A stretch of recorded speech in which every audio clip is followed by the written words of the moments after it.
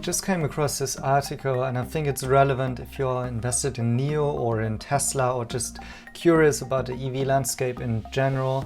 And I want to have your opinion, so please leave your opinion in the comment section below. Basically, the question is, do you think that Xpeng's prospects in going into more premium segment could be a valid strategy and that it also could be successful? Because this is what this article is about. So Xpeng is making a bold strategic pivot and long-term wants to get into higher margin, higher premium segments and compete in areas where they're currently not competing. So basically, let's say the German premium makers like Audi, BMW, Mercedes, and so that's kind of I would say the positioning where NIO is currently most strong, I would say. And it's a bit surprising, I would say, recently, the kind of the signals that I'm getting here out of the Xpeng camp. So first of all, we had the rumors about their overseas expansion are kind of on hold or cooling off a little bit. So that's of course the entry into the European markets.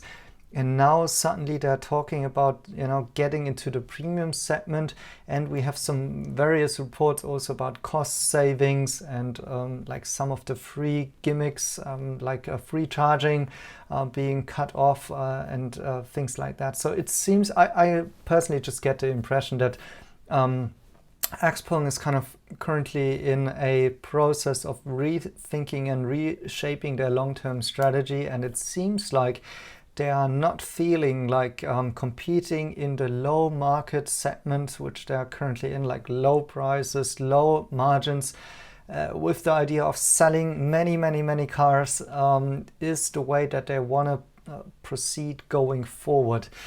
And that's kind of a surprise to me because, I mean, that's kind of how they started out, right? This is like the big value proposition of Xpeng, like making the cars very cheap, very affordable. And thereby, let's basically say, like selling like hot dumplings, right? Like very cheap, very affordable, but good stuff. And basically, I think the cars of Xpeng are really good in terms of their very modern design. They are okay quality, I would say. The software is really good. And also, from the technical aspects, like the range is also very good. And also they have, like, I think quite a bit of talent coming from some of the legacy automakers like Volkswagen and so on. But it seems that at some point they're feeling that this is not quite enough. And I've talked before that I think NIO's strategy is that they have first positioned as the premium brand in China, as a Chinese brand, which is quite hard. So that's why they had to invent the NIO houses, and how they started actually competing with the likes of Mercedes, Audi, and so on. And now they could start and working their way downwards.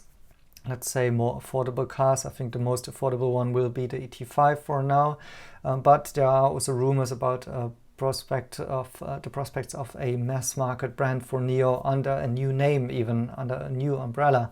So how could Xpeng go about this, right?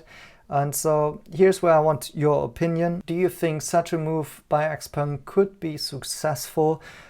Currently, I have already made a Twitter poll here, so you can find my profile here. That's underscore mm85. That's why I'm tweeting. Follow me, and then you can kind of participate in this poll. It's closing in a couple of hours, and so far 73% voted no. That's out of 216 votes. Let's maybe get some more votes. I guess also my following group here is quite NIO biased, so it would be great to have even more opinions there. And let's go through some of the comments here. Frank is saying it's way harder to build a luxury brand out of a mass market brand. The other way around, what NIO is doing now is smarter and easier. That's basically also what I have stated before.